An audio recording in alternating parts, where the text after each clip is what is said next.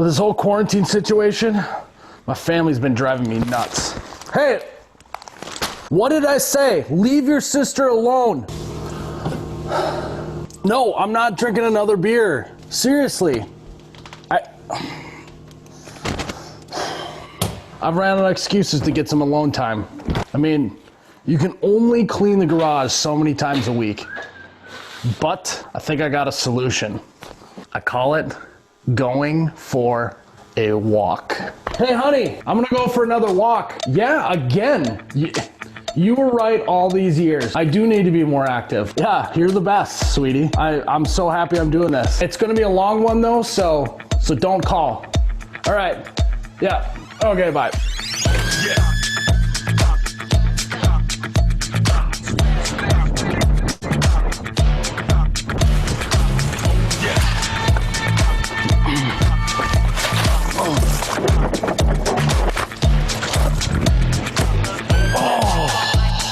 You didn't think I'd actually go for a walk, did you? I figured out that if I sit right here, I'm invisible to every window in this house. I'm a ghost. It has been great. Life is good. I've been putting a substantial amount of time into my golf swing. I'm also learning a lot about my neighbors. Every Tuesday, Craig makes a grocery store run. Mrs. Carlson heads to her shift at the hospital every morning, bless her heart. And that little neighbor girl, Penny, she's got quite the mid-range jumper. Elbow in. Yeah, you're chicken winging it. Keep that elbow in, follow through. I keep telling her she needs to use the bank board. Oh, Craig's home. Hey, Craig. I did get caught by one of my kids once, but money talks. I paid him off. I actually turned him into a beer runner for me. Shoot, I'm almost out of beer. Caleb, yeah, I'm at the spot. Can you bring me another beer? I'm good for it. I'll get you your payment on Sunday. I'm thirsty. Bring it out here. Oh, what took you so long? Your mom getting antsy in there? She good? You went through the garage, right? Okay, good. Get out of here. Skedaddle. Best part about this whole thing is my wife thinks that I turned the corner on a healthy lifestyle. The only corner I'm turning is that one right there and plopping myself right here in this chair. Is the wife catching on? Honestly, I don't think so. Craig says he sees her peeking her head through the windows once in a while, but like I said, I'm a ghost out here. Hey, what are you doing over there? Come back over here. Are you crazy? Did they see you? Was that the front door?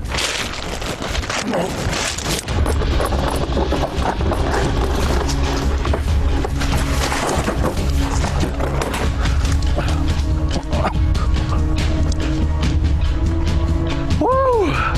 What a walk. Hey, honey. What? What do you mean? I think you might be seeing things again. You think I smell like beer? That's weird. I told you that when I sweat, I give off an odor that smells like a delicious ice cold beer. I have for years. Quit worrying, yeah, just head back inside. I'm gonna finish my stretch and I'll be in for dinner. All right. Oh man, I think she bought it.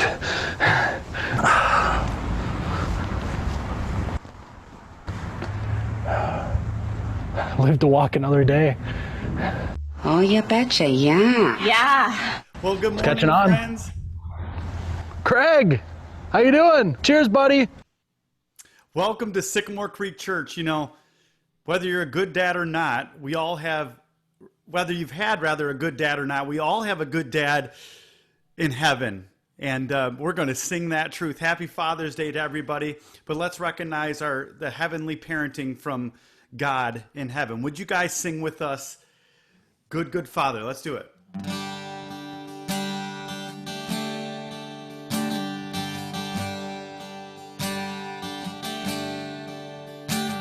And I've heard 1,000 stories of what they think you're like, but I've heard the tender whisper of love, the dead of night, and you tell me that you're pleased and that I'm never alone.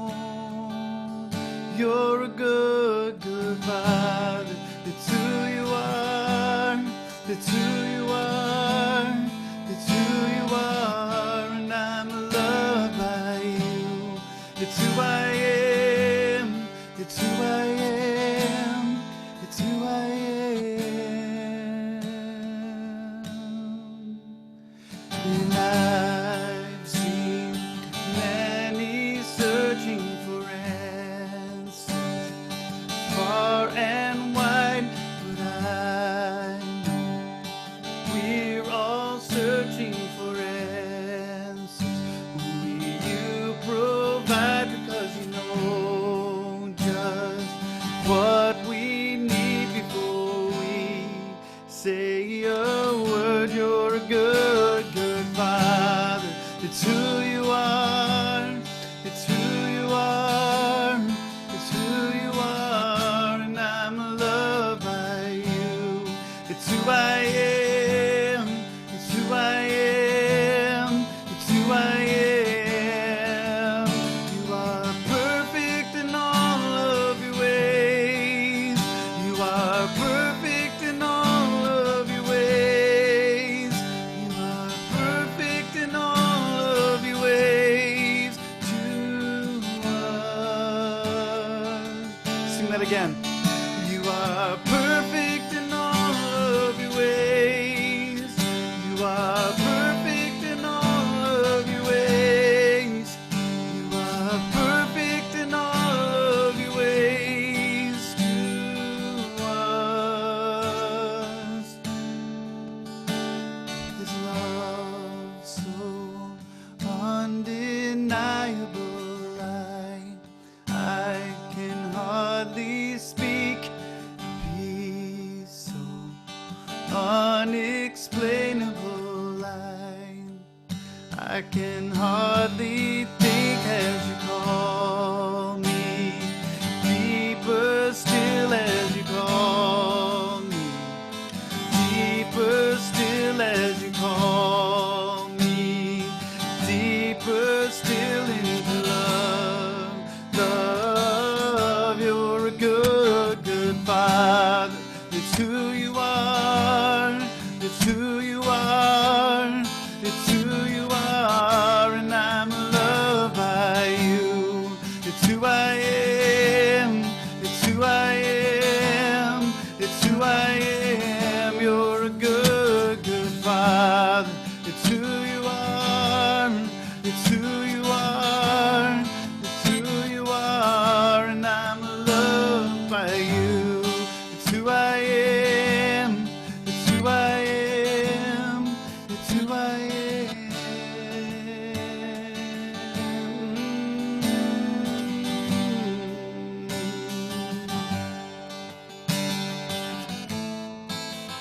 Oh, it's who you are.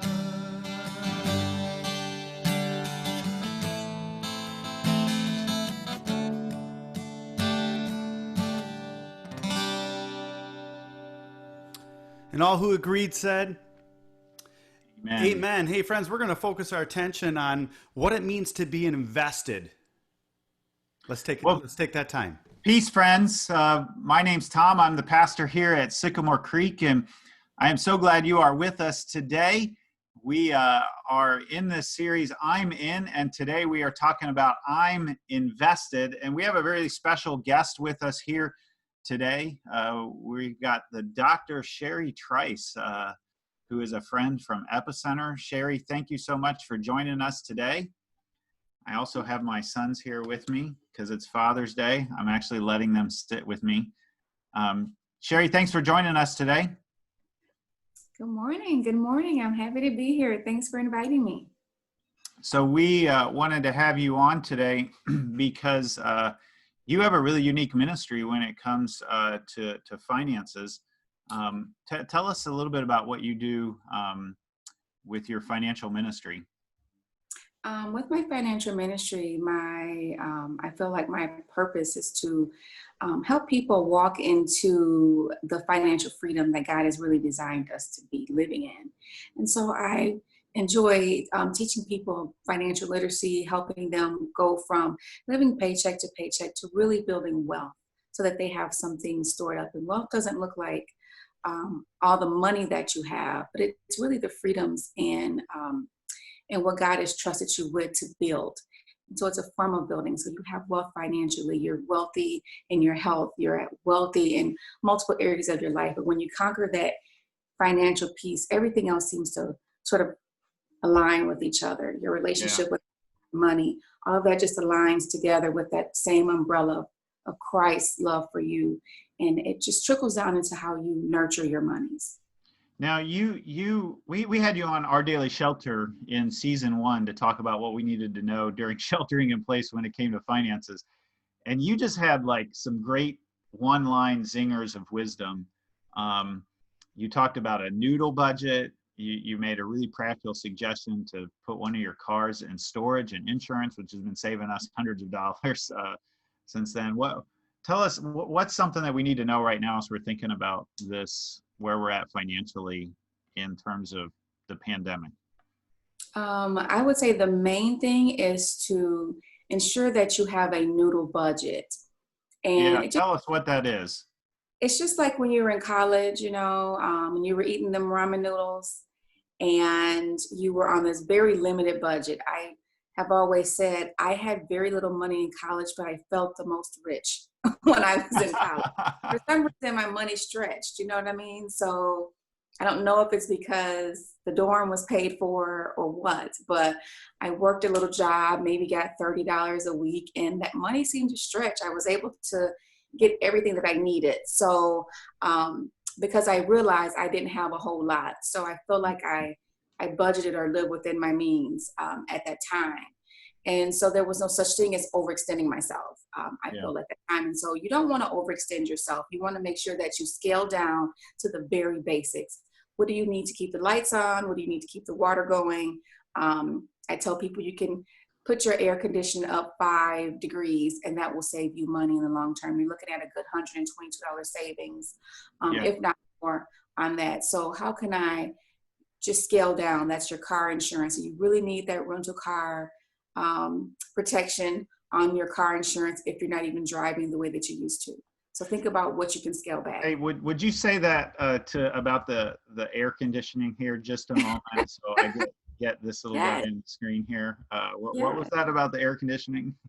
Turn that air conditioner up just 5 degrees and it will actually save you money. And it's the same going up or down. So if you go down 5 degrees or go up.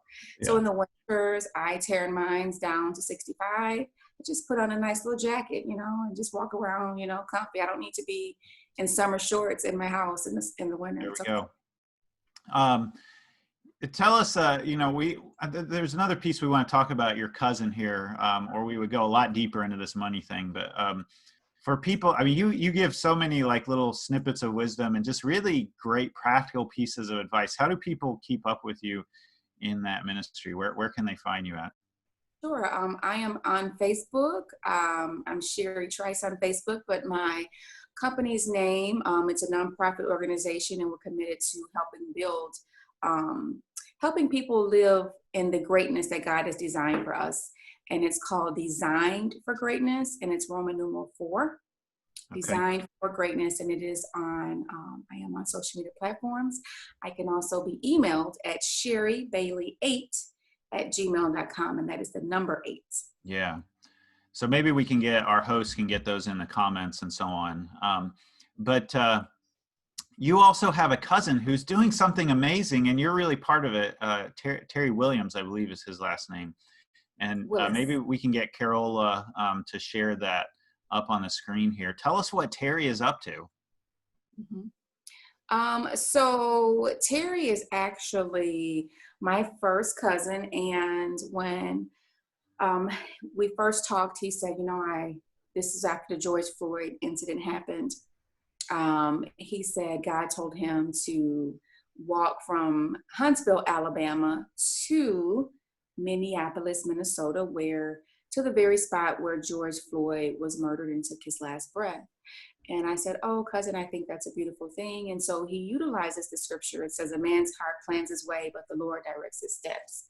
And so that is 1,000 miles that he will be that is 300 hours of walk time. And so he has just completed 500 miles. He's actually in Chicago now. Wow. He's in Lansing Monday and on Tuesday. So he's detouring. A lot of people don't know that he actually lived in Lansing for a long, long time.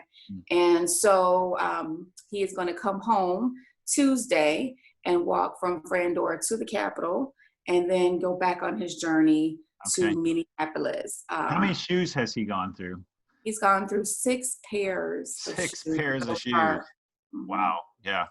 Hey, I would love for Sycamore Creek to buy one of his pairs of shoes. So let's see if we can figure out how to do that, and if there's other ways that people can support him. I'd love to hear about that. But he's visited some kind of really unique moments, and perhaps Carol can put that up on the screen here. Tell us, where is this at? So this was where Michael Brown was murdered when he took his last breath. I will tell you, when we got to that neighborhood, we were walking, and when we got to that neighborhood, you could just feel like a shift happening in the atmosphere. Like you could just feel it. And so I took that picture of him because it was just a really profound moment. And when he got up from that spot, we ended up leaving off the camera view, and he was just kind of bawling. And I was like, I wish we would have caught that for some like background after this was done and let people see some of the behind the scenes. But the people we were just crying because you could feel it in the moment. And so many of the people that were there was a bishop that met us there that actually drove us and took us to this area. And you could just feel tears. There was a lady who flew in from LA to walk with him while he was in St. Louis. And I mean, everybody was just filled with emotions. So it's crazy how this has happened. So it's not even, I would say it's recent, but it's not like George Floyd recent, but you could still feel it in that environment. This was the moment that really sort of woke me up, so to speak, to say, I've got to get back into this anti-racism work. Now there's another picture here of him at a door. Whose door is this? So that's him when he was in Louisville, Kentucky. That is where Breonna Taylor was murdered in her home when police came in and shot and killed her. And so he wanted to pay respects to those who where lives were lost due to police force. And so that was also another very profound moment. What also wasn't caught on camera was the conversation. Well, we recorded it, we just didn't put it out. The conversation he had with her family while there. And so it was just really touching. And he said, I just want to go and touch the door. So we allowed that. Because you got to remember, there are a lot of people that's following him and that's looking at him. And so we allowed that part of it to be put on camera. But there's a lot of other things, like Breonna Taylor was cremated, so there was no gravesite.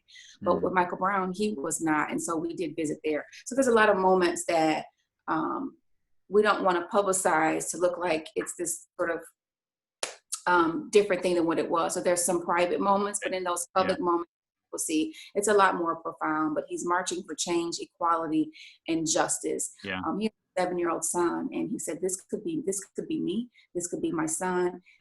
I feel like God's calling me to march in a basically self-protest for change, equality, and justice. Now, he hasn't made it to Minneapolis yet, but there was a picture of him with a mural, a George Floyd mural. I'm not sure where was this at? So that's also in Kentucky. Okay, yeah. So what's Terry's goal? And I mean, besides like just, this is a physical feat, like literally, like this is a feat of athleticism, but besides that, I mean, that's sort of secondary. What's Terry hoping, and what are you all, you're doing the media side of this for him, what are you all hoping that this will accomplish? So for Terry, one of the questions that he was asked was, when you get to Minneapolis, what are your demands? And he was like, that's what? And so him and I talked a little bit more about it, and he really wants to see equality for all, treat everybody like they're human beings. For him, his thought is, there is no color. Now, I'm a civil rights advocate for real, and so for me, there is color, and we need to just respect the fact that we are different shades, but we bleed the same. And so for Terry, his message is, treat me like you would treat yourself. We're all human beings, and if you wouldn't treat yourself this way, then don't treat me that way. Provide the same opportunities for me, and don't let this color of my skin be a deterrent from that.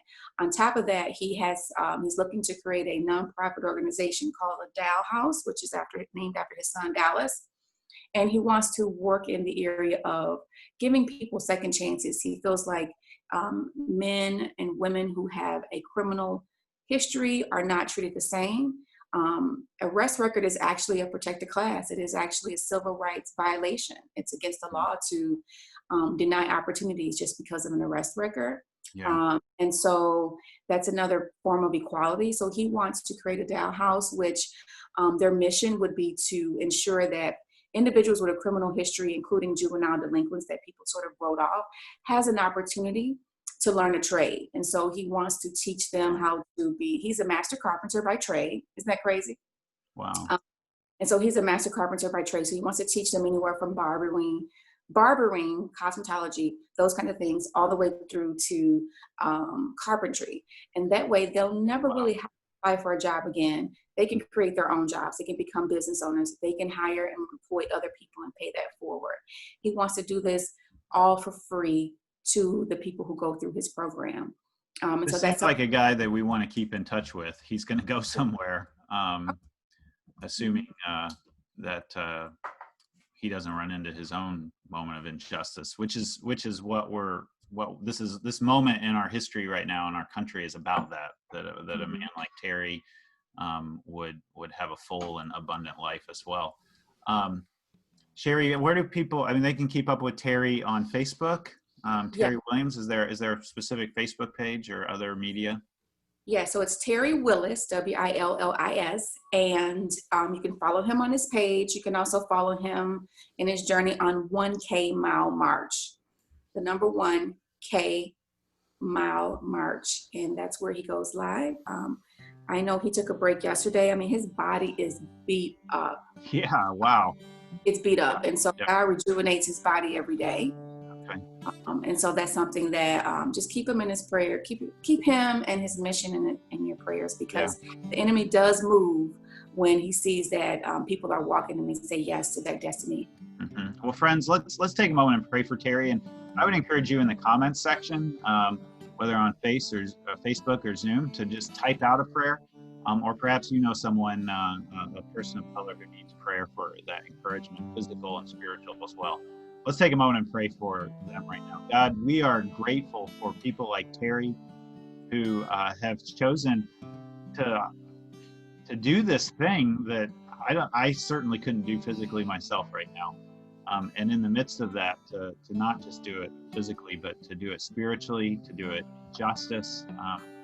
We pray that the work and effort that he puts into it would not be lost, but that out of it would come justice for all and equity for all. Use him to that end. Continue to preserve his body physically through this. Give him the resources he needs. Thank you for Sherry. Continue to give her wisdom in keeping the message out about Terry, but also in her financial ministry. God, we thank you for Terry, for the friendship that we have with her through Epicenter. And we pray that you would give us the courage as a mostly white church to be in this work of justice for the long haul. We ask all these things in the name of Jesus and in the power of the Spirit, and all who agreed said, Amen.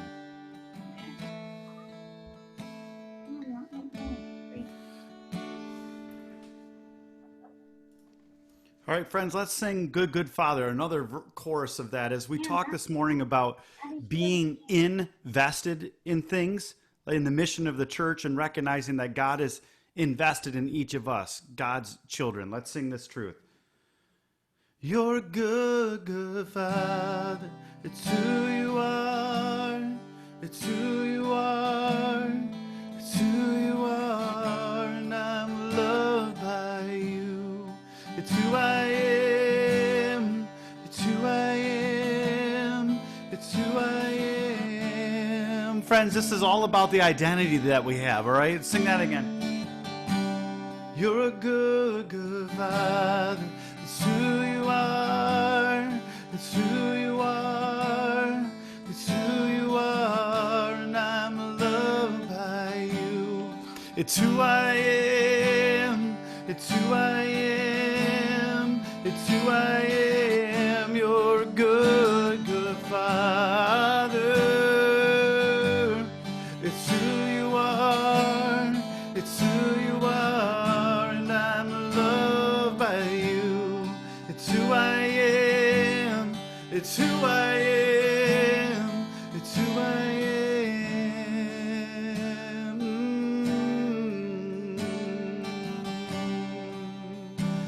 Hey friends, I'd encourage you to go in the chat section and greet people this morning with the hey-o in the chat section. And this is our time that we're going to move on to Gretchen, our host this morning. She'll get us acclimated to what we're doing. Good morning, everybody. My name is Gretchen, and I am on staff here at Sycamore Creek, but I have the privilege of being your host today. I'm so glad that you've joined us on this beautiful morning, on this Father's Day. Happy Father's Day to all the fathers out there.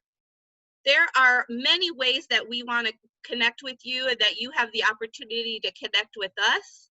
One of those is that if you, I forgot I wanted to say this. We are not one church in 3 locations today. We are one church in so many locations. This is my favorite thing about what's going on right now, is that church is happening in your home right now. I just think that's so cool. So thank you, God, for that blessing.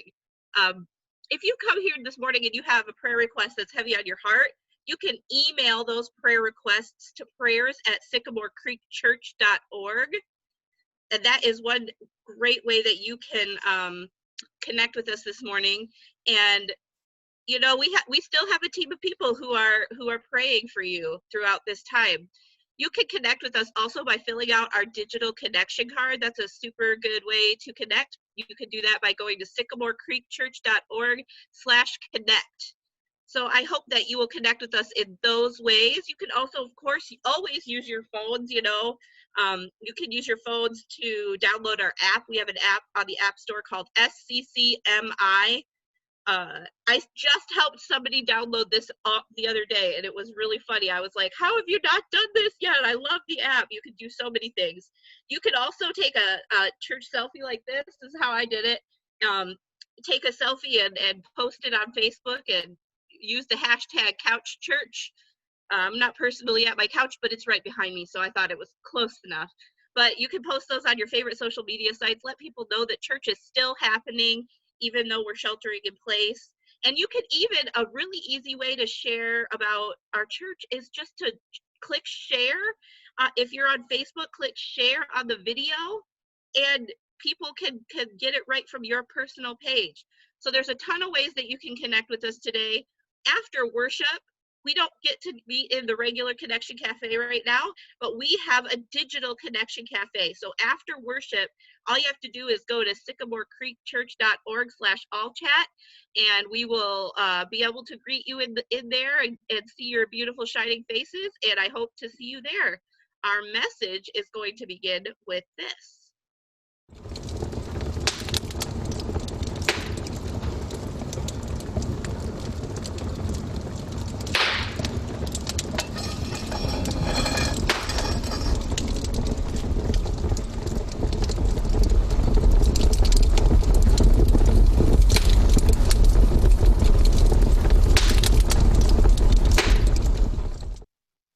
Here's my question for you today. Are you in? I-N. That's what we've been looking at. We've been looking at I-N words, not like insensitive or incompetent or incorrigible.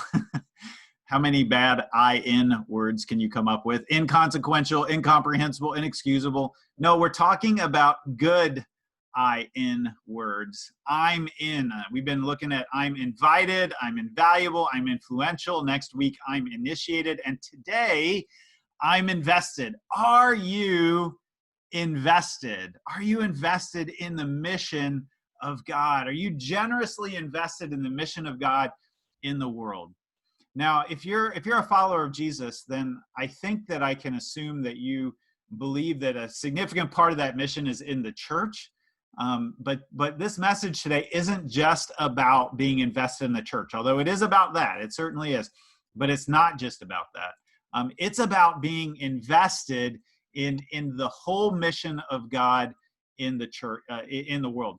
You are, whether you're invested in the church or not, you are invested somewhere. You're invested somewhere. Maybe some of you are super MSU fans, and you've invested in MSU season tickets, and you get crazy dressed up and you go rain or shine.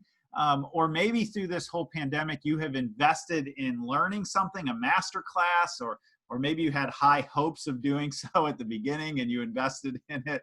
And maybe you haven't followed through, but if you paid a lot of money, it's more likely than not that you have invested in that pulled you in. If you have a car that's like a clunker car, that, you know, you're not very invested in that because you haven't put much money into it. If somebody says, can I eat in it? You're like, yeah, you can eat in it. You can puke in it as far as I'm concerned. But if you bought a brand new car, if you have invested in a brand new car that has a beautiful interior like this, and somebody says, can I eat in it? You're like, no way, you can't eat in it. Take your shoes off before you get in my car.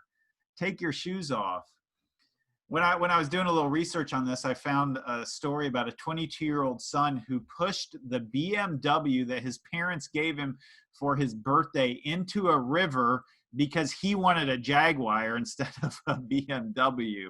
He wasn't invested in that car. Most of us would be like, oh my gosh, that'd be awesome. But I guess if your parents have enough money to buy you a BMW or a Jaguar for your birthday, then you're not super invested in it. And if you don't get what you want, you can just throw it in the river. Now, this teaches us something, and sort of in general, we learn something, that the problem, the way that we invest ourselves, is that many of us are investing in things that don't last. We are investing in things that don't last. And we're teaching our kids to do it as well. I've got something here with me that I invested in one time. I'm going to ask you what this thing is.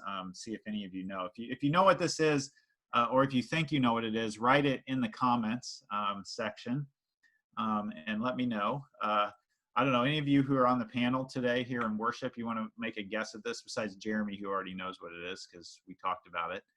Gretchen or Carola or Sherry, you got any ideas what this thing is? Does it go on your hose? Maybe. It kind of looks like it could do that. I don't know what that You have is. no idea? Any I don't feel right guessing because I know the answer. Oh, you know the answer. Oh yeah, because you're looking at my outline. All right. Well, here, I'm going to help those of you who are guessing in the comments section. I'm going to give you a little hint here. This goes on it as well. And this is an empty propane tank, all right? So what this actually is, it's a weed torch. You know, you turn the valve here, you get the gas flowing, you've got the starter switch, boom, and flames come out the end of this.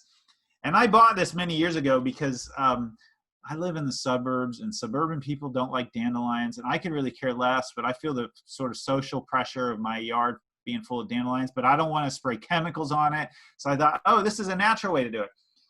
But you know why all my neighbors are not using one of these? Because they don't work. I can sit there and like fry dandelions forever and they still come back. Maybe I didn't invest enough. Maybe I needed to up it a little bit. And instead of getting this, I needed a dandelion flamethrower. Oh yeah. Or maybe, you know, pump it up a little bit more and get a dandelion flamethrower tractor.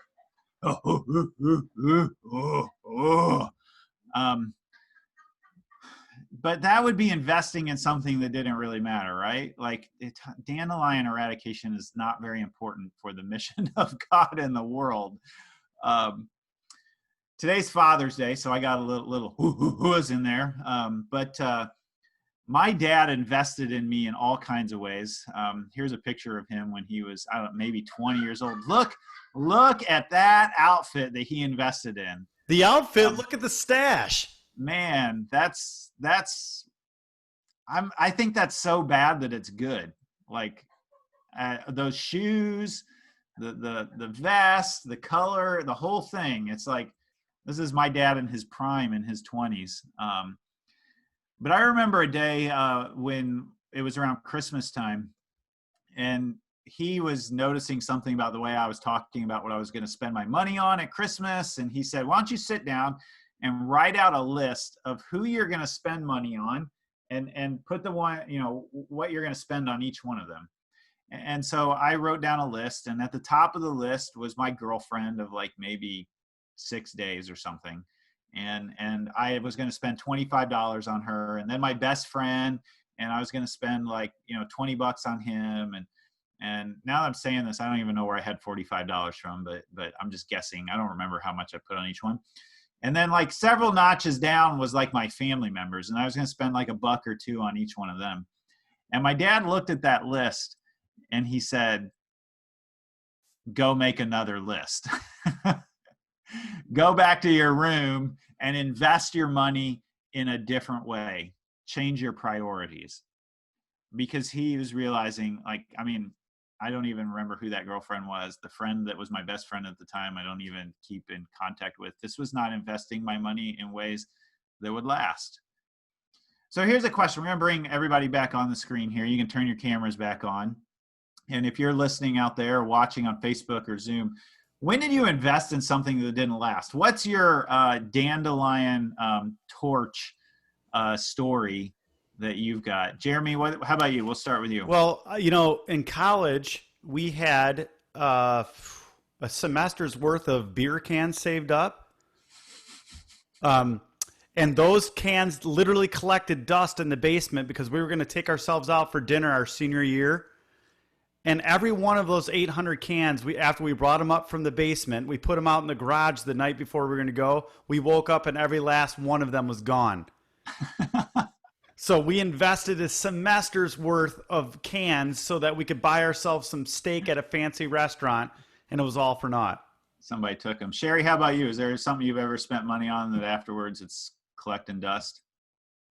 I did. I went to Michigan State, so the city of East Lansing would do these car auctions of cars that they would take, and no one would come back and get them. And so I went and bought a car. And while I was there, I was at the auction, and there was this other car. So I thought I was getting a 2-for-1. So it was like a Ford Taurus. I don't even know what the other car was, like a Buick Skylark or something I never heard of.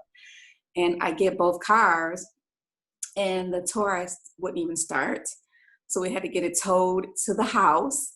And we ended up trying to get it repaired. We could never get that car to work. And after spending like $1,000 on this, we poured in another like $3,000, and the car never worked. Oh. Donated. There used to be this like Salvation Army of cars, and they gave us $50 for it. So nonetheless, yes, I did. I purchased a lemon. I tried to turn the lemon into lemonade, and it still didn't work, only to have to junk the car at the end. That's painful.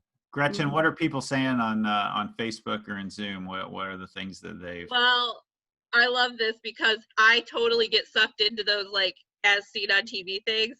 Marion Wilson said, I ordered this stupid ear vacuum thing that they were selling on TV. Not only did it not work, but it caused a problem in one of my ears that needed a doctor's help. And dude, I get sucked into those things all the time. Ear vacuum? Yes. Like you sucking something out of your ear. Well, we hear you, Marion. This thing that's like the ear little, yeah. No, but I got another story because I've been going through things in my house, and you can find like a crazy amount of devices that you don't use anymore. Well, I found my dad's Garmin. We got him this, like my siblings and I always go in on gifts together for my dad for Christmas because he's hard to shop for. So usually it's something more expensive. And he used this for several years, but then he doesn't, it's just sitting there. He doesn't use it anymore. It doesn't work. We all have smartphones that we can find, and they were never updated. Like you would be like, I'm going to such and such, and it would find like completely wrong thing. Technology, we've all got technology sitting around that's gathering dust. It was awesome when we bought it, and now it's bad. Well, all right, friends, here's what Jesus has to say about this. He says, don't store up treasures here on earth where moths eat them and rust destroys them, and where thieves break in and steal. Don't store up treasures. All right, here's the point I want to get at today, okay? God has created us to pour, not store. All right? God has created us to pour out our resources, not to store up our resources. Or as Jesus says elsewhere, it's more blessed to give, to pour, than to receive, to store. Now, you may think like, this is a giving message. What in the world? We're in a pandemic. And I actually think this is really timely because we have all like had this instinct to hoard right now. In fact, our whole lives, you know, like used to be sort of outwardly focused, and they've shrunk in on like just like protecting ourselves and like the people right under our household. And we're hoarding toilet paper, soap, Clorox wipes, and I think we're hoarding our finances and our time as well throughout all of this. Here's what I want you to know. There's a thrill of giving to God's mission through the church, to be invested in God's mission in the church and in the broader world, to connect with something bigger than yourself. That's the struggle that we're all having right now. Like this pandemic has shrunk us in on ourselves. And there's a thrill of opening that back up and investing in God's mission in this world, to invest in being curious and creative and compassionate, to invest in a community, a faith community that's deeply committed to racial reconciliation and justice and equality. And you know, what happens is with our money is when we buy that new technology, gadget, or whatever, we say, man, this thing's changing my life. But when you think back and you tell that story from the past, like you're never like crying up about it. But when you think back to a moment where you gave sacrificially more than you thought you had to give, and that story you tell 10 years later, you tear up about it. You get emotional about it. You don't have emotional stories about buying the latest like gadget. You have emotional stories. We all have those of when you're in a small group and one of your small group members needed diapers and you bought the diapers for them, or when they lost their job and you didn't have they didn't have the utility bill and you paid for that, or the moment that you stepped up and you for the first time gave 10% to God's mission in the church. Those are the moments that stick with you, the stories that stick with you. But most of us think, you know, we want to give more, but we can't because we don't have enough. And this is what's called a scarcity mindset, okay? It's a when-then equation. When I have more, then I will give more. But the problem with this is that it starts with fear. There's a fear that's sort of the foundation of this way of thinking that leads us to believe that we need more. And so we store it up. And in the process of storing it up, we never have enough. So we never get to that when-then moment because we're always fearful that we don't have enough and that we'll lose it. Jesus tells a story about a farmer who was like this. In fact, we preached on this message last year on Labor Day when we gathered together at Woldemar Nature Center in the barn. Do y'all remember that? Man, I miss those. I miss us getting together in barns like that to have kind of creative worship services. But there's this rich farmer, and he gets rich because he has a bumper crop one year. Now think about that for a moment. If you're a farmer and you have a bumper crop, who gave you your wealth? Did you cause the rain to fall?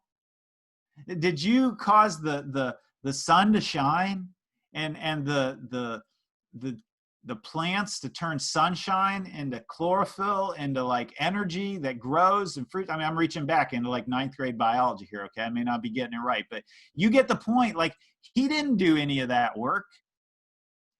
That was God's work. God made him wealthy. And here's his response. He says, I'm going to tear down my barns and build bigger ones, and then I will store my surplus grain.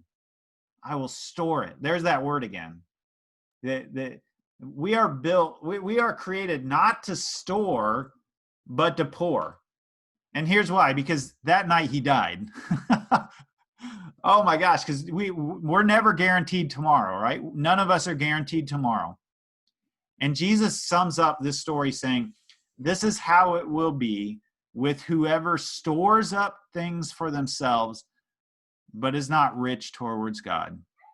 Not rich towards God. God has created us to pour, P-O-U-R, okay? Don't get mixed up here. I'm not saying God created us to be P-O-O-R. I think God created us to have our basic needs met, which is not poor, but to pour, P-O-U-R, rather than store. Now, the opposite of a scarcity mindset is an abundance mindset. An abundance mindset recognizes that God owns everything, that God is a provider, that God is a good father. And I know some of you didn't have good fathers, all right? Some of you had fathers who treated you horribly, and you're still working through that. But God is the father that many of us never had or that we wanted. God is the father by whom I am held accountable to of God's grace and love to the way that I father my children.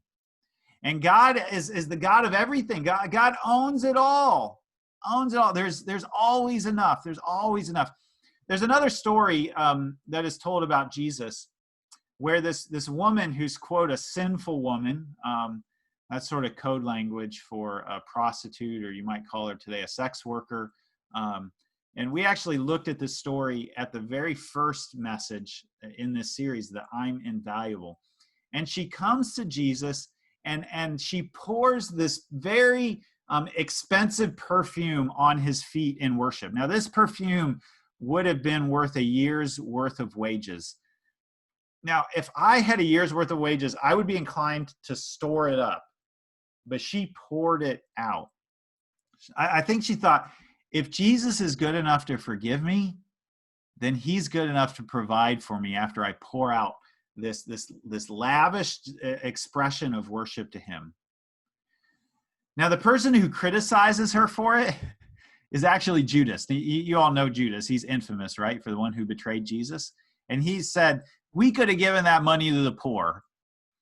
But that's a front. Like, he's saying that. He's not really meaning that. Because he's the treasurer of the disciple, and meanwhile he's putting his hand in the pocket of the wallet and the purse and taking money out of it, and he's like, we don't have enough money to worship Jesus like that. And it's right after this moment, this extravagant moment of this woman pouring rather than storing, that Judas decides to betray Jesus. Maybe he was appalled by this extravagant worship. He had a scarcity mindset. But Jesus has a totally different mindset. He says, what she's done, it'll be told around the entire world. In fact, in 2020, Pastor Tom is going to be preaching during a pandemic through Zoom and Facebook, and he's going to tell this story about this woman who poured rather than stored. Who poured rather than stored. God created you to pour, not store. I wonder if you've ever had a moment where you gave something of comparable value to this woman's perfume. What was it and why did you give it? And if you haven't, what's kept you from doing so? And we're going to have our panel come back on and answer that question. So Jeremy, has there ever been a moment like that for you? Yeah, it was in Sycamore Creek when we first started our church many years ago. I was a college student, didn't have much, and I remember hearing a tithing message, a message similar to, what are you storing, anything that's of importance, how are you investing it? And I remember taking a leap of faith. This is more of a spiritual response, but I thought, gosh darn it, I'm going to start tithing. And from that day forward, I've tithed, and I've never been in want. I've had access, and I've been able to be generous with what I have. But I really think it goes back to that moment where I'm biting my fingernails. How am I going to continue to live off of student loans, but tithing off of those loans and then eventually paying it back? And yeah, so I immediately go back there. For me, that was pouring everything I had. That's a big moment of faith as a college student, to give away 10% of what you have coming in. Sherry, how about you? Has there ever been a moment where you've given away something of that comparable value?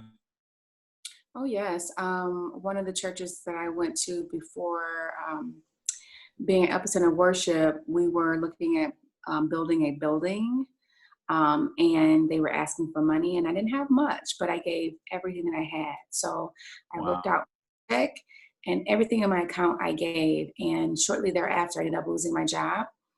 And I was like, oh no, I just spent all this money. But I tell you, it took me maybe about 6 to 7 weeks before I found another job. And in between that time, a check came in the mail that was twice the amount of what I had gave. And I'm like, what? And monies was just pouring in. And from that point forward, God has really provided. People ask, how do you live off 20% of your income and save 80?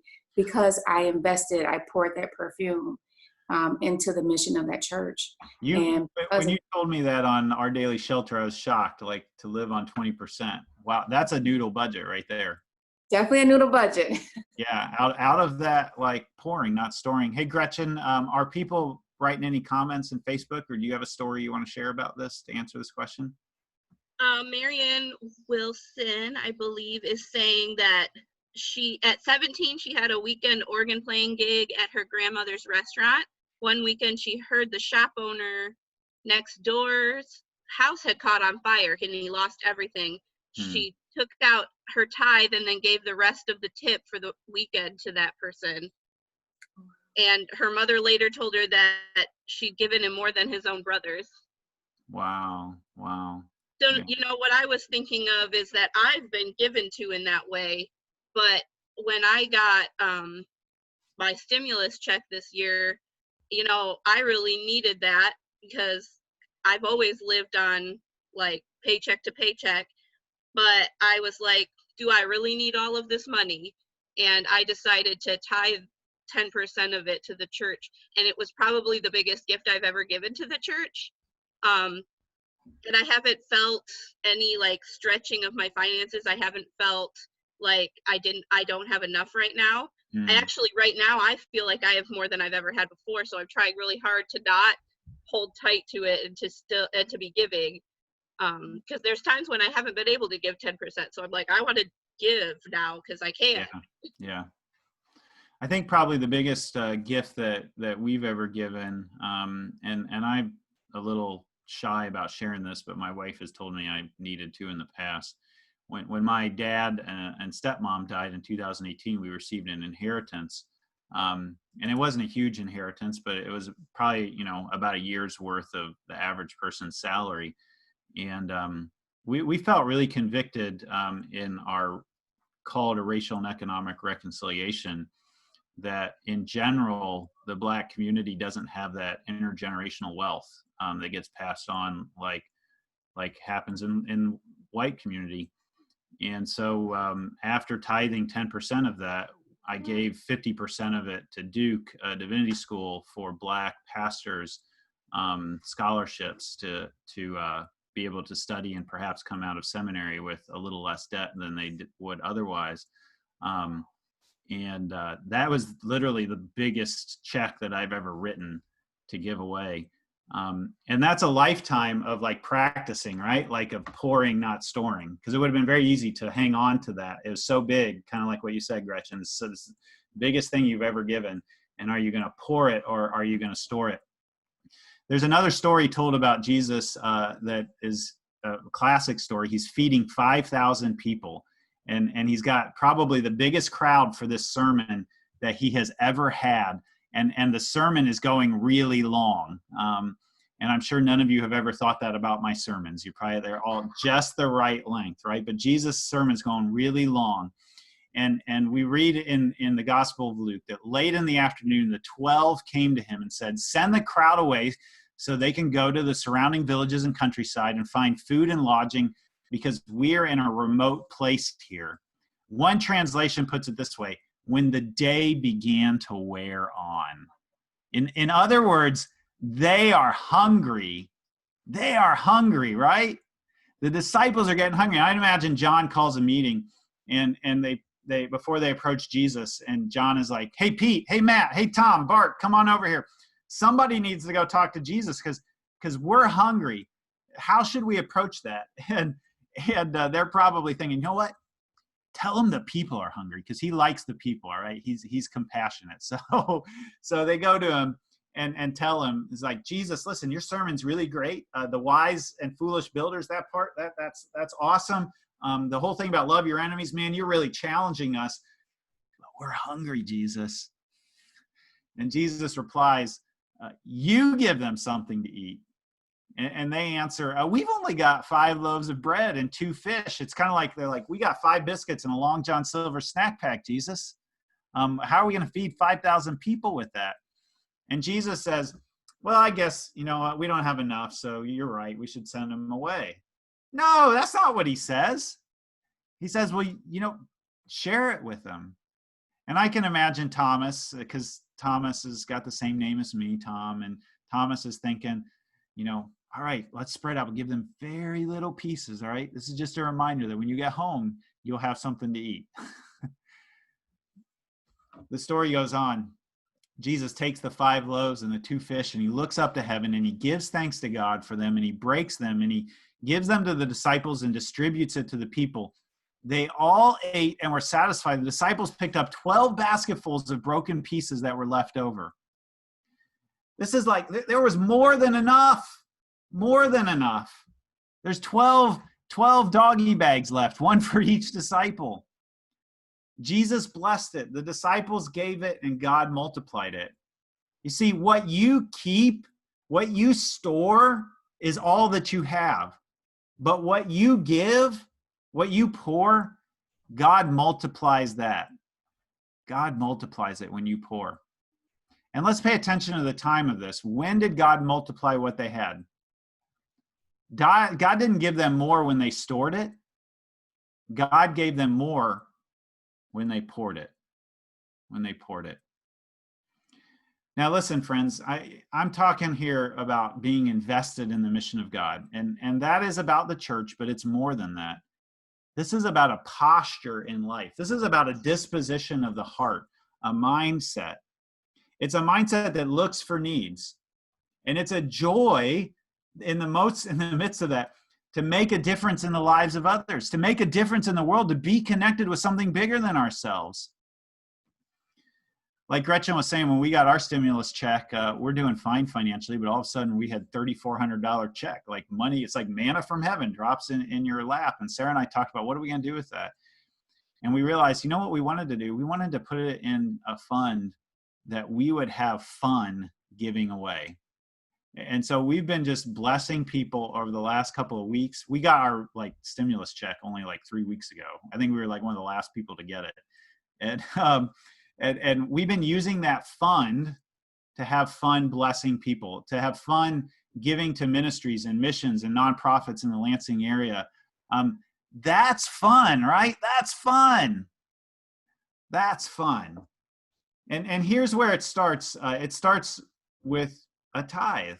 Tithe is Hebrew for 10%, which is crazy to think about giving 10% of your income away, especially when you're in college, like Jeremy was. But God says through the prophet Malachi, bring the whole tithe into the storehouse, that there may be food in my house. Test me, God says. This is the only time God says to test him. And see if I will not throw open the floodgate of heaven and pour out so much blessing that there will be not enough room to store it. God created us to pour, not store. God can do more with 90% to make our 90% go than we can do with 100% of it.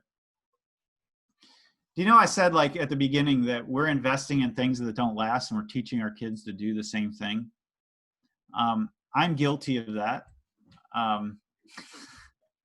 Don't you love it on Father's Day when the kids are in the background of the preacher just jumping on the bed?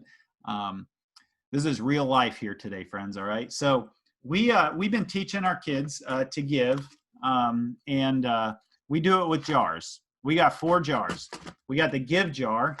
This is the save short jar. We're trying to get them the idea that you got to save up to get to something that you're going to buy. So these are Sam's jars. He has to save $10 before he can spend what's in this jar on something.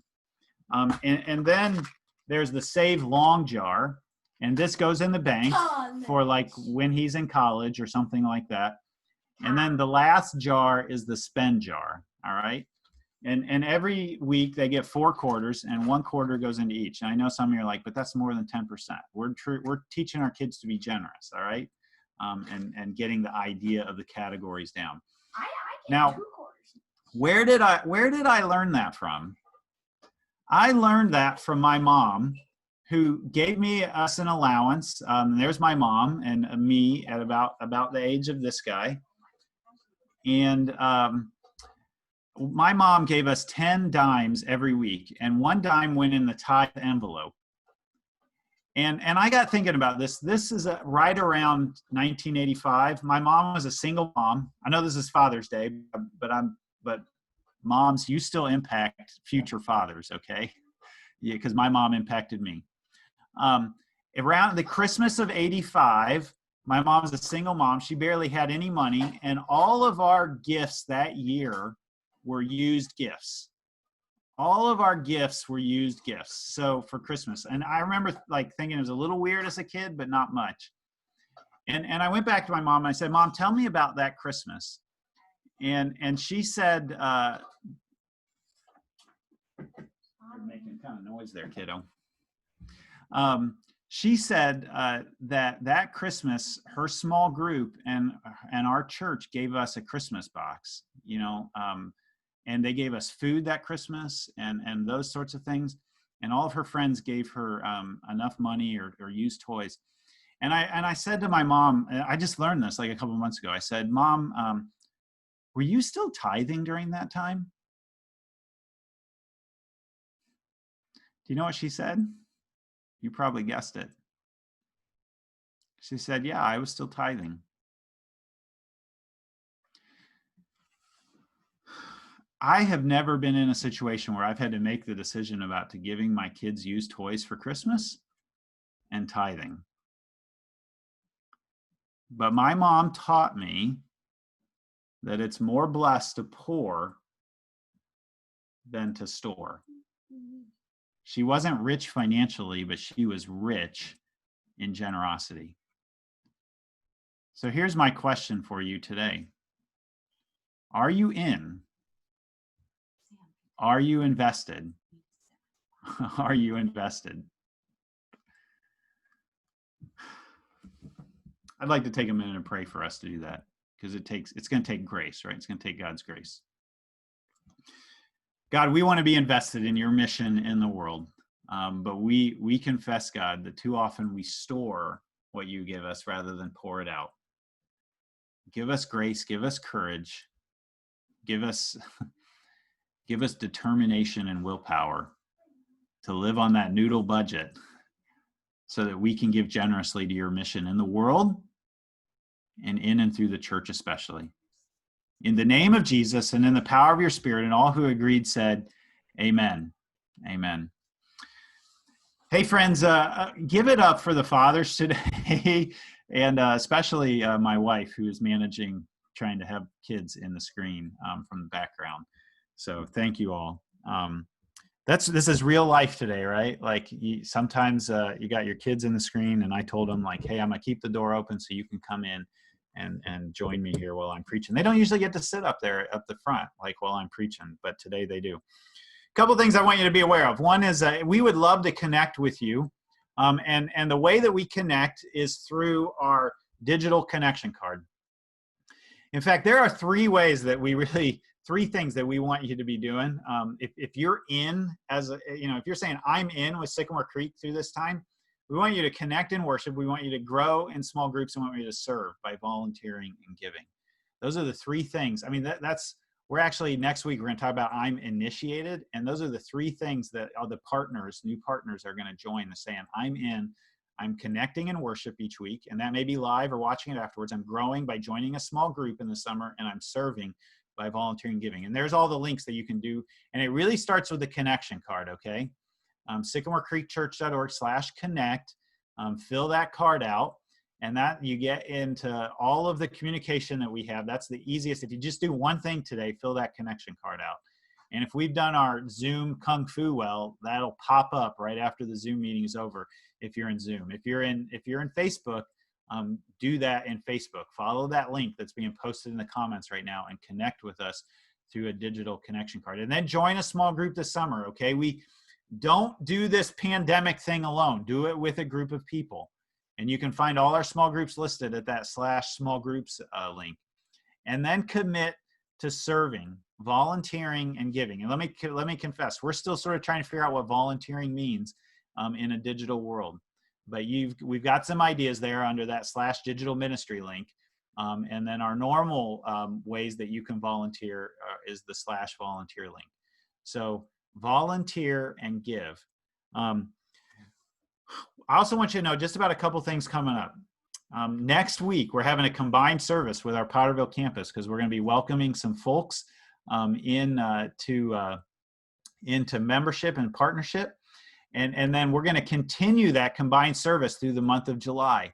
All the campuses are going to be combined together at one service at 9:30 a.m. 1 week Potterville's team is going to lead it. 1 week South Lansing's team is going to lead it. And it'll kind of shift back and forth between which technology we use, because here at South Lansing, we use Zoom and we use Facebook. That's why it's so important to fill out that connection card, because that's how we connect with you, through email, through texting, and so on. We're going to be doing the series Wonder Women, which I am super excited about.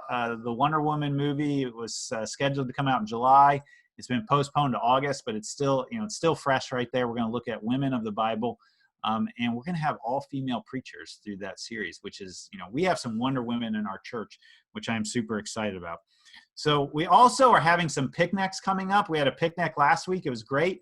And we're going to do picnics every other week, June 28th, July 12th, and 26th. Those are the ones we've got on the calendar from noon to 1:30 at our South Lansing campus. Our patio is beautiful. It's spectacular. Of course, social distancing is required, wearing masks, staying 6 feet away, and so on. The building will be open for emergency bathroom use. So put those on your calendar and come and join us for that. Bring your own food, bring your own blanket or lawn chair. Don't fill out that connection card because all the details get sent to you that way through email, through text, and so on. We also try to post that on Facebook. So many of you have continued to give. We are so thankful for that. Right now is that time to do that. You can give through our app. Search for SCCMI. You can do it on our website, sycamorecreekchurch.org/give. Continue to give to God's mission in our church. And I want you to know, you all have stepped up. You all have said, I'm in when it comes to giving. We asked you to step that up back several months ago, to redesignate your capital campaign giving to the general fund. And I want you to know, giving is up 10% this year from last year. It's up 10% over 2019. And electronic giving is up as well. 45% of our giving was coming in 2019, 65% this year. And that it's probably even higher if we took out Potterville's campus, because the more comes in or less comes in electronically through that campus. But at South Lansing campus, probably the electronic giving is more like at 80%. Thank you so much. That's what makes the picnics happen. That's what makes the anti-racism work happen. That's what makes small groups happen. That's what makes worship happen. Thank you, thank you, thank you so much. Hey friends, worship doesn't end here at the end of worship. We go into a digital cafe. We'd love for you to just have a chance to chat. And we're going to talk about this question in the digital cafe. What is something that your dad taught you? Or what's one of the favorite things that you like to do with your dad? For me, it was bowling. I love to go bowling. Hey, Jeremy, what was a favorite thing that you did with your dad? Or Sherry, Gretchen? Actually, Gretchen, don't answer because we're going to hear you in a video in just a second. My favorite thing to do with my dad, he's an outdoorsman, and one of the favorite things I used to do with him is going hunting, and not particularly harvesting animals or anything like that, but the gun safety and the respect that you have for the outdoors and for each other is by far my favorite thing. Yeah. Hey, Sherry, how about you? What was something that you enjoyed or was a favorite thing to do with your dad? So my dad passed away when I was 18. I'm 40 now. So okay. My memories with my dad are all from when I was a child, my most fondest memories. And I enjoyed just going for rides. My dad used to always say, let's go for a ride. And there was 15 of us, but my dad allowed us to do the go for a ride individually with him. So can you imagine how many rides to do with 15 kids? So, so those are the most fondest moments, was being able to spend that quality one-on-one time when there were so many people. I'm 14. Wow. Yeah. You kind of get to the end and they forget that you're there, but he made sure that his presence was felt with us individually as much as he did collectively. Man, I love that one-on-one time with my dad. That was so important to me. We're gonna head out of worship and then go to the digital cafe. We asked people to make short little videos of what was the favorite thing they did with their dad, or what was something that their dad taught them. All right. So here's what you all said. Watch and listen. What I love about my dad is that he has taught me so much. He gives without question, and he loves without condition. My dad taught me that any moment can be a teachable moment with your kids. I'm like my daddy because I can do things, because I get to bike with him, and he's not so cautious as mommy. Uh-oh. One, love your family to no end. Stand next to them. 2, calluses on your hands are not a bad thing. Actually, they're more respectable. I appreciate my dad because he likes to spend time with me. I appreciate my dad because he taught me how to grill. My favorite thing to do with my dad is probably just to laugh. We have a lot of moments together where there's something funny that happened and most people wouldn't find it funny, but he'll start laughing and then I start laughing and he can't stop and I can't stop, and by the end of it my sides hurt. What I like doing with my daddy is going on a bike ride. One of my favorite stories I like to tell about him was that when I was about 4 or 5, he taught me how to add by teaching me blackjack. So my mom came home one day and heard me shouting from the living room, "Hit me!" And she was like, "What the heck is going on?" And there was my dad teaching me how to add up to 21. And we've shared a moment that we've laughed so hard, and those moments are some of my favorite with my dad. 3, I don't know. There's so many tools, so many things that he has taught me. And the 1.5 years since he's gone, I have been missing him because there's so many questions I keep running around that I can't get an answer to. I appreciate my dad because he will go on walks with me when I'm feeling down. Love is the biggest thing he's taught me. I love you, Dad, and I'm thankful for everything you do for us and for all the things you've taught me. Happy Father's Day! Happy Father's Day. Happy Father's Day! Goodbye, bye! Woo, woo, woo. I can give it up for dads. Hey, join me in the digital cafe. I'd love to hear your story about what your favorite thing to do with your dad or was to do with your dad. And friends, we will see you next week for the last of the series, I'm In, I'm Initiated. We'll see you then. Peace out.